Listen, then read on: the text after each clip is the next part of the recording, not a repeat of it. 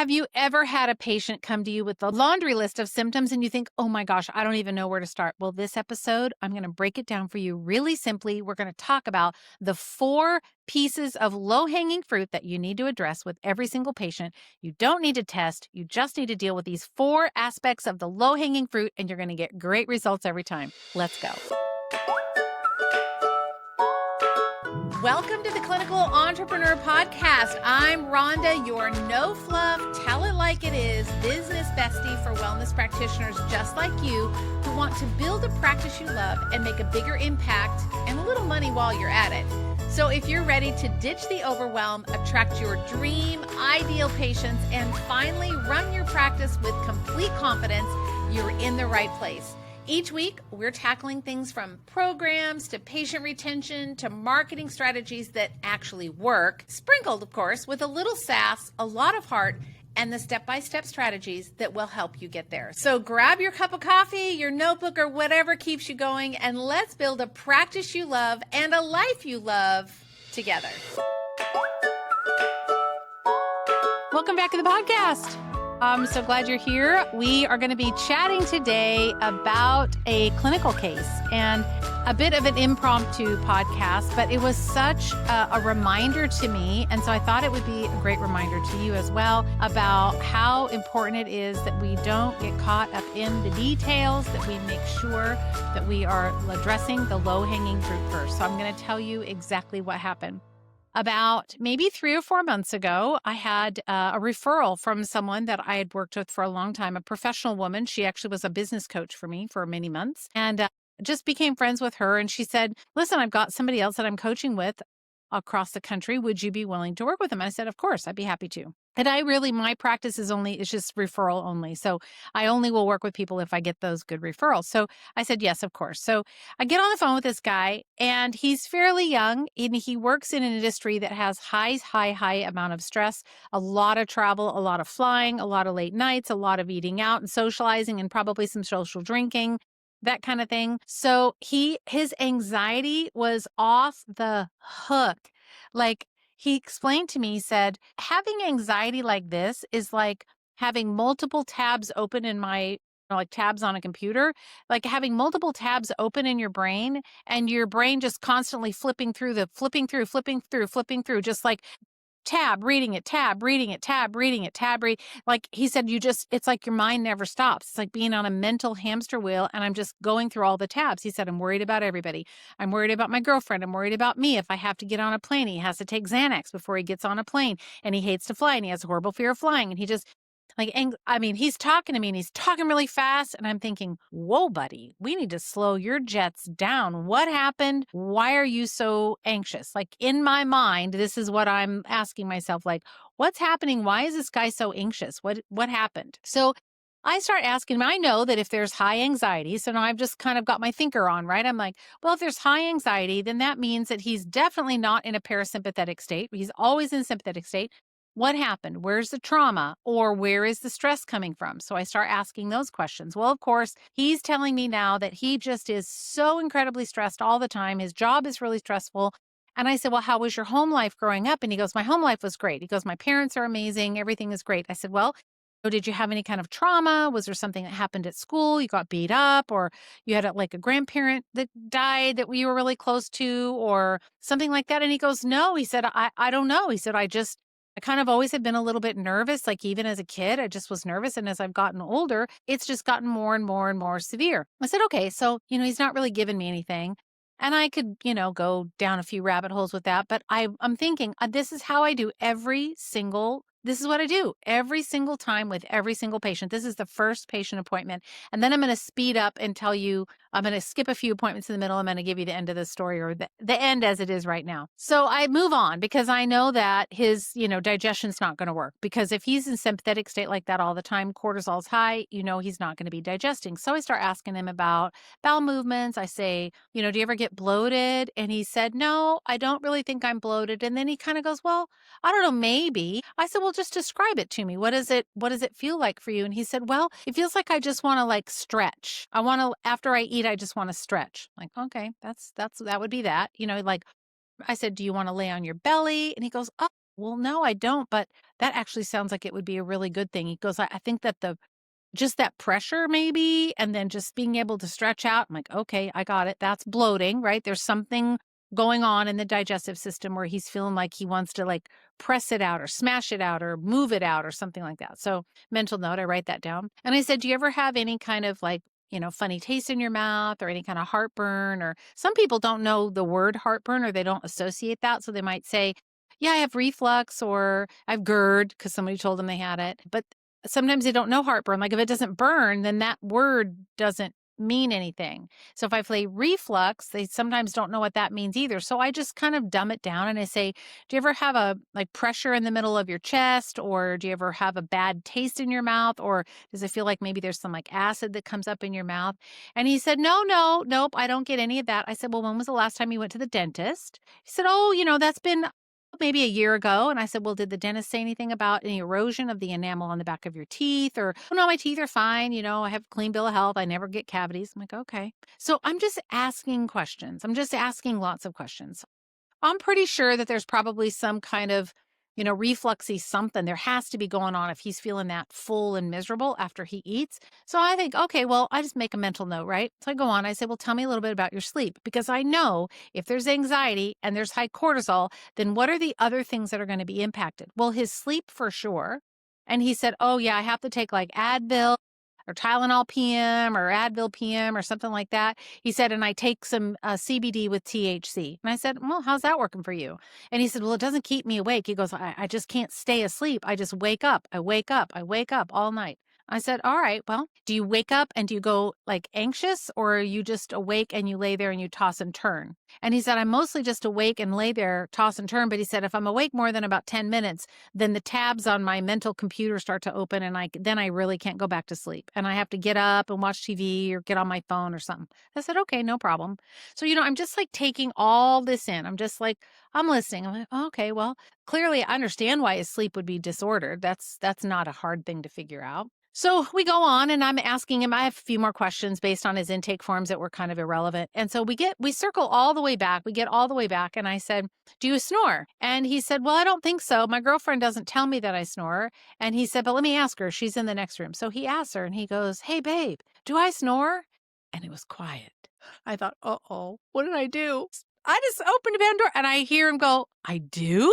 I started kind of laugh. It's like, oh, not something they never talked about. Girlfriend never tells him. So he comes back. He goes, I didn't know it, but evidently I do snore. And I said, is it snoring through your nose or snoring through the back of your mouth? So now he and her have this conversation going on, So he's finding out about his snoring now. And I said, okay, that's great. That's great. So thank you very much. So when he does sleep, he does snore a little bit. The back of the mouth, like that, away in the back, that kind of is vibrating up in the back of the throat. So I said, okay, that's great. So we talk about his diet. And I said, well, tell me a little bit about what you're eating. Again, this is all just low hanging fruit, right? I'm not ordering a bunch of tests. I'm not going to go. I'm just asking questions. I just need to know a little bit more about what's going on, because if I can fix him and I can help him get relief and I don't have to do a whole bunch of crazy stuff, then I'm going to do that. So I said, well, tell me about your diet. Well, he travels a lot. So then, his diet's kind of crappy, right? He's like, I kind of do fast food. I try and choose the healthiest. But sometimes when you're at an airport, I said, I know airport food's crappy. So we talk about that, and he loves bread. I said, okay, well, how would you feel about cutting that back? Now, notice I did not say, well, you have to get off of all bread and all dairy and all. I used to do that with people, and it just felt so overwhelming. And how is he going to sustain a lifestyle if I say you can't have any bread, you can't have any, you have to pack your food, and he's going to leave and he's not going to get better. So I'm kind of the mindset, like I kind of do the let's make a deal thing, because I know that if I can get a little win, then I'm going to get more little wins later. And that all that is going to add up for me. So I'm not going to be too worried about it. So I just said, well, how would you feel? How do you feel when you eat bread? Do you notice anything? And he goes, no, not really. And I said, well, maybe pay attention, because I wouldn't be surprised if some of that bloating or maybe that full feeling that you're having, the one that you want to like lay down or you want to stretch out, like I wouldn't be surprised if that maybe, I don't know, but it might be related to bread or baked goods or, a sandwich or something like that. I said, just pay attention. That's all. Just of note. He's writing it down. He goes, okay, I'll do that. So we're all done. And I think, all right, well, is the rubber's now meeting the road. I have taken in all of my information. He tells me about his diet. It's not great. I know this. His sleep's not good. His stress is over the top high. And he's got some, kind of something going on with his digestion. So I said, okay, well, let's just start with this. I said, I'm going to give you something for the anxiety because I know that if I can calm that sympathetic response down, is his digestion more able to work? Of course, it's absolutely going to work better. Is his sleep going to be better? I'm hoping so. So, what I did was I started him with some anxiety support. I gave him Calm Restore from Gaia, which I really love that product. It's similar to ashwagandha complex from MediHerb, but not exactly the same. I really like Calm Restore since I've started using more Gaia. I really like it. So I gave him Calm Restore and I said, you can take 4 a day up to 6 if you need to. And then I just gave him some straight ashwagandha. I think I did it from Gaia as well, just so that they were both from the same company. I gave him some ashwagandha, and then I gave him another Gaia product called Sleep Maintenance. So the sleep maintenance is to help him maintain sleep. He said he didn't have any trouble falling asleep. It was staying asleep. And I said, let's start with that. And then I said, listen, do you have any digestive bitters? And he said, yes. And I said, like what they would put in like a Manhattan or an old fashioned or something. He goes, oh yeah, Angostura bitters. I said, yeah, perfect. What I want you to do is I want you to just start for dinner, only for dinner. I said, and you can get them if you're eating out. It's easy because you're eating out, with your buddies or your work people. You can just ask for bitters and water, no ice. As he's writing all this down, I said, all I want you to do is just drink some bitters and water, no ice with your meal. That's all. If you have a cocktail, fine, have a cocktail. So notice I did not tell him he has to go off all the things. I just think people are so overwhelmed these days that they just can't do that. We go in and we think we should be altruistic and, well, it has to be this way and you have to give up all of these different foods. And I just don't think that that's in their best interest. That's how I do it. So I said, I just want you to start doing the bitters. And I said, I want you to make it pretty dark red, a medium to a medium dark red from the bitters. And I said, I don't want you to make an ugly face, but I want you to be able to taste it enough, taste the bitters where you go, yeah, definitely bitter. So he said, okay, that's all I gave him. So I gave him 3 things from Gaia and I had him do the digestive bitters. And he also mentioned that he had some heart palpitations, but he said they're kind of going away. But he said, I think that they happen when I'm exercising. And he was doing some hardcore like CrossFit on steroids. And I know already there is no way I'm going to get him to not do that. There's no way. Oh, and he's underweight. I should tell you that. So I thought, well, I'm not even going to address this weightlifting and, hardcore, whatever. I don't even know the name. I looked it up once and I thought, oh my gosh, this is for crazy people. Yes, really crazy. So I thought, well, I'm not even going to go there because he's clearly that's going to be off the table. I just want to get some little wins. I want to get his stress down and his anxiety down. And then he's going to be more likely. I always look for the quick wins. So that was all I did. I said, just pay attention to the grains that you're eating, do the digestive bitters with dinners every time you eat out. And I said, I don't care if you have wine or a cocktail, but just have bitters and sip on it during the meal. Okay. So I give him the 3 things to take. So off he goes. And I said, let's follow up in like 3 to 4 weeks after you get your supplements. So I scheduled the appointment for about 4 weeks because I knew he would have been 3 weeks on the supplements. So 4 weeks comes around and he's traveling and we have to push it out a couple of weeks. So it ends up being about 6 weeks when we connect back. So I said, hey, how are you doing? How are you feeling? Tell me about what's going on. And he said, oh my gosh, he said, I only have to take like a half a Xanax to get on a plane now. I said, that's awesome. That's a great win. Perfect. I love this so much. And so he said, I really like the pills. He goes, I take them during the day, but he said, I just feel a little bit more calm. He goes, I'm still like tabbing through my tabs, but it doesn't feel so urgent. I said, that's awesome. That's exactly perfect. That's just perfect. So then we talked about the gluten, and sure enough, he said, yeah, I noticed that I don't feel as good when I eat it. I think I am bloated, and I think that's what that is. I said, okay, so what do you think? And he goes, well, I'm going to try and cut it out. I said, great. I think that's a great idea. So do you see what happened there? I just said, pay attention. Just pay attention. That's all. And he figured it out himself. And now he gets to make the decision. Is the pain worth the pleasure? Is the discomfort worth the pleasure of having the grain? And he was like, I think I'm going to cut it out. He's a very determined kind of guy. So he decides he's going to do that. And then I said, well, how are the heart palpitations? And he goes, well, I think they're actually better. And I said, how were the bitters? And he said, I don't mind them. I really don't mind them at all. And he said, you're right. When I leave, everybody else is miserable and full and, like, he said, and he said, and the other thing that's weird is it's making me not want to have any alcohol, which is a side effect of that, by the way. I said, "Oh, well, that's great." I said, everybody's going to do better without any alcohol. So it's great. It's awesome. I'm so happy about that.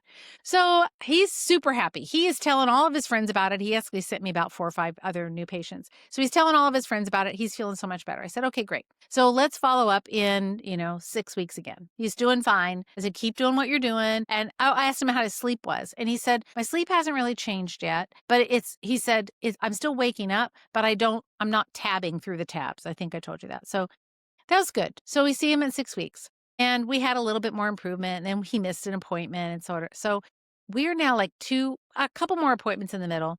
Now it's like been 2 months since I've seen him. So this last week, I talked to him again and I said, "Hey, buddy, how's it going?" And he said, "Oh my gosh." He goes, "I'm completely off of all the grains." He goes, "And I don't even miss them. And I feel so much better." He said, "I love the bitters." He said, "But the problem is that if I'm traveling," he goes, "now I just don't eat out much. I'll go and order Whole Foods in to the hotel and I'll just eat that." He said, "I just find that I don't feel good eating out." But he goes, "The problem is I can't travel with the bitters."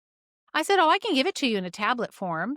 No problem." And then he goes, "I'll do great with that. I'll take any pills you tell me to take. I can swallow them all. I'll do that." I said, "Okay, great." So mental note. And I said, "So tell me how you're feeling." He goes, "I have this weird thing." He said, "I have this lump in my throat." And he said, "I'm worried it's cancer." So here's the anxiety talking, right? "I'm worried it's cancer." And I said, "Okay, well, the first thing I said, is it difficult for you to swallow?" And he said, "Yeah." He goes, "It's like I have to swallow, kind of push past it." And I said, "Does it feel like your throat is smaller, or does it feel like something's always pressing on your throat? Or do you feel like you have to clear your throat all the time?" And he kind of stopped and he goes, "Yeah, I just feel like I have to clear my throat all the time." And he said, "And I'm so mucusy all the time." Well, now this is news to me. He's never told me this. I said, "Oh, stop right there. Tell me what you're talking about. What are you talking about? Mucusy. You're talking mucus all the time." And he said, "Well, my head." I thought, "What? Are you kidding me? You're telling me this right now?" He started laughing. He goes, "I never told you." I said, "No, you never told me." So now he tells me, "My head, I always feel like I have a cold." I said, "A cold, like ear pressure, runny nose?" He goes, "So I think it's just allergies." I said, "Okay, is it year round or just seasonal?" So see, I'm just asking. Year round or seasonal? He goes, "Oh no, it's just all the time." I said, "Probably not allergies then." But I said, "Maybe it might be that you've got a little sinus something going on up there." And he said, "Oh," he goes, I'm like, patients are so funny. He said, "Is that why when I blow my nose, it's yellow or green?" It's like, "Yes, that's what that is. Come on, friend. Of course, that's what that is." He's like, "Oh, I didn't think that was important." But yes, it's important. So I now have another little rock that we turned over. So he's got something going on in his sinuses. So I said, "Okay, we'll fix that." I said, "Tell me about, we got to talk about this lump in your throat." And he said, "It's not there all the time, but sometimes." I said, "Okay." So in my mind, I know when they have to clear their throat all the time, or there's like that, it's like phlegm or mucus gets stuck in the throat. And so when that happens, that's often reflux that's causing that. It's just an accumulation of mucus and crap that gets stuck in the back of the throat, and they have to clear it out all the time, and then it comes right back. So I asked him, I said, "If you were to clear your throat," I said, "does it come right back?" And he said, "Yeah, it just sort of comes right back." I said, "Okay." And I said, "Do you notice that it's after a certain type of meal? Is it only at night? Is it first thing in the morning? Is it?" And he kind of stopped and he goes, "I don't know that it's tied to a food." He said, "But I don't know for sure." And I said, "Okay, your job is just to inquire about this. Just think about it." We go on, have a little bit more conversation. He's telling me about his sleep. He said, "Well," he goes, "I ran out of Calm Restore because it was out of stock." He said, "It just came back into stock, so I ordered 6 bottles." He said, "But I noticed that my anxiety went back up. It wasn't as bad as it was before, but it went back up." I said, "Great. So get the Calm Restore, keep that going." So that's great. And I said, "Keep the ashwagandha." So I upped the doses. And he said, "I really like those. I like how I feel." He said, "I can fly on an airplane now and I don't have to take any Xanax and I'm totally fine. I just take some ashwagandha and Calm Restore before I get on and I'm totally fine." He goes, "I can actually even stay awake and read. And if the plane gets turbulent, nothing even happens." I'm like, yay. He's still off of bread, still off of grains, but he's now talking about these heart palpitations again and now telling me about the throat. And I'm thinking, this is still his digestion. It has to be, because when that stomach bag gets full and it presses up against the diaphragm, it's going to press up against the heart and we're going to start to get cardiac type symptoms, right? So palpitations or heart pressure, you feel like you're having a headache or whatever. I mean, a heart attack. So I said, well, I think this is probably still your digestion. So I start asking him more questions about his digestion. And you know what he tells me? He's like, well, I've been really stressed out lately. I've been out on a job site and really lots of stress. I've got like 7 big deals I'm trying to close and lots of stress. And he goes, and sometimes all they have is sandwiches. And I've been eating more grain. And he goes, I think that the palpitations and the throat might be related to the grain. I said, probably. So at the end of the day, by the time I'm all done with this guy, then I just talked to him like just week ago or 2 weeks ago. I kept him on the Calm Restore and the ashwagandha. I took him off the bitters. I said, do them when you want to, but I'm going to add in digestive support like Digest Forte or something with gentian, some kind of bitters, and some Zypan probably. And he said that he was waking up a lot at night to sleep. And I said, did that happen more after you ran out of the Calm Restore? And he kind of thought about it and he goes, yeah. And I said, that's because your adrenals regulate your sleep. And so when the adrenal glands aren't doing their job during the middle of the night, they're awake and asleep and awake and asleep and awake and asleep. And he goes, and I said, you've been snoring too? And he goes, yes. I said, well, then let's do some mouth taping. So just tape this way vertically, like between the nose and the lip, close your lips and then tape it down below the lip. And I said, just put it there. You can breathe out the corners of your mouth, just a small little piece of mouth tape. And he said, okay, I'll do that. That's all I did. I've never ordered. We did a blood test and he had some blood markers that were goofed up, but I wasn't surprised because of his gut and all the things. So I really wasn't really worried about them.